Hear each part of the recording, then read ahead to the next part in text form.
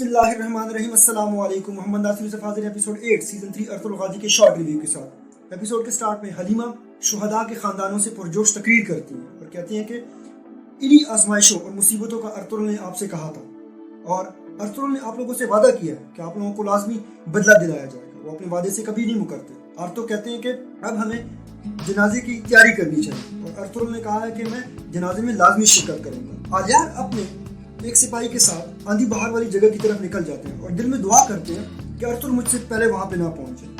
ادھر ارطغرل بھی اپنے دو سپاہیوں کے ساتھ اس طرف نکل جاتے ہیں اور وہ بھی یہی کہتے ہیں کہ یا اللہ، اگر میرے لیے کسی نے جال بچایا ہو تو آپ اس جال کو ختم کر دیں۔ آلیار ایک جگہ پہنچ کر اپنے سپاہی کتلوجہ سے کہتے ہیں کہ مجھے گھوڑوں کی آواز آ رہی ہے، تم یہاں پہ چھپ جاؤ اور کسی کو وہاں پہ آنے نہ دینا۔ وہ وہاں پہ گھوڑے سے اتر کر چھپ جاتے ہیں۔ آلیار اس جگہ پہنچتے ہیں تو وہاں پہ دو بندے کھڑے ہوتے ہیں۔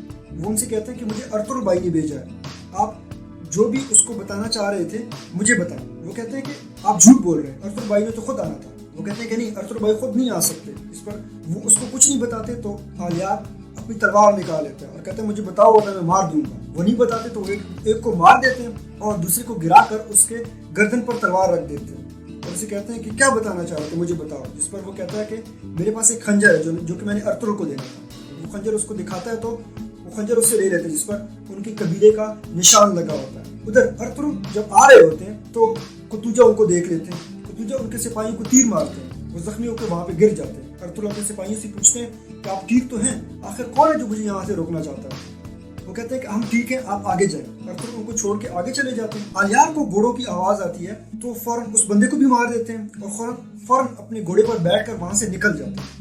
ارطغرل وہاں پہ آتے ہیں تو ان کی لاشیں دیکھ کر دل میں کہتے ہیں کہ کون ہے آخرکار جو مجھ سے پہلے پہنچ گیا۔ اس کو بھی پتہ چل گیا تھا۔ خیر، اس کو گھوڑوں کے نشان نظر آتے ہیں تو اس کی طرف چل نکلتے ہیں۔ آلیار ایک جگہ پہنچ کر بیٹھ جاتے ہیں اور دل میں کہتے ہیں کہ میں کیا کر رہا ہوں۔ بڑی ندامت اس کو ہوتی ہے اور کہتے ہیں کہ اولاد، اور کیا کیا تم مصیبتوں میں ہمیں ڈالو گے، اور اگر ٹوکٹم اس کو تم نے مارا تو میں تمہیں کبھی نہیں چھوڑوں گا۔ اتنے میں اس کو ارطغرل کی گھوڑوں کی آواز آتی ہے تو وہ فوراً خنجر کو چھپا دیتے ہیں۔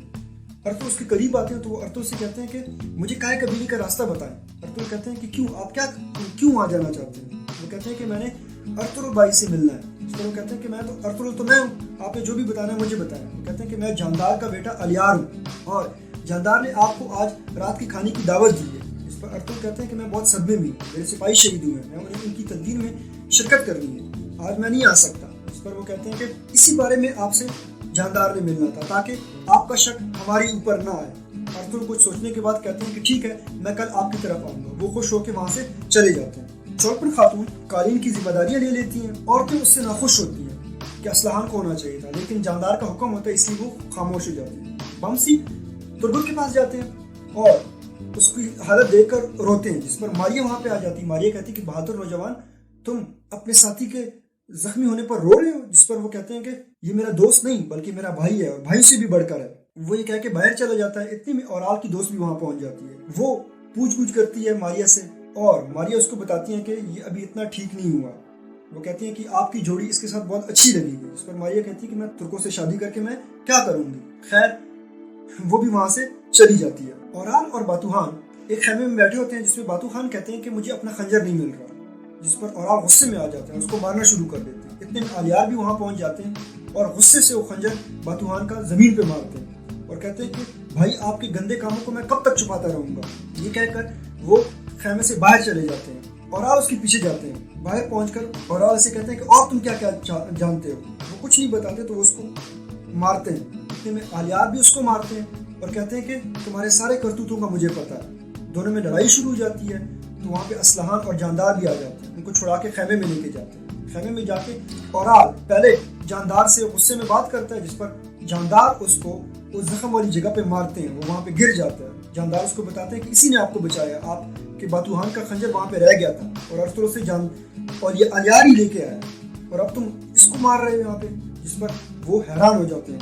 ارطغرل قبیلے میں جاتے ہیں تدفین کے لیے تو وہاں پہ لوگوں سے پرجوش تقریر کرتے ہیں اور اسے کہتے ہیں کہ ہماری لڑائی تب تک جاری ہے جب تک ہم اس کو اپنا وطن نہ بنا لیں، اور یہ ہمارے پہلے شہید ہیں لیکن اس کو آخری نہ سمجھا جائے کیونکہ اور بھی لوگ شہید ہوں گے اس راستے میں۔ اس کے بعد ان کی تدفین کر کے وہ آرتو کے خیمے میں جاتے ہیں۔ آرتو کو کہتے ہیں کہ کوئی تو ہے جو مجھ سے راز چھپانا چاہ رہا ہے، لیکن میں بھی اس وقت تک چپ نہیں رہوں گا۔ اور لازمی اس کو ڈھونڈ کے رہوں گا. اسی پر قصہ کا اختتام ہو جاتا ہے. والسلام.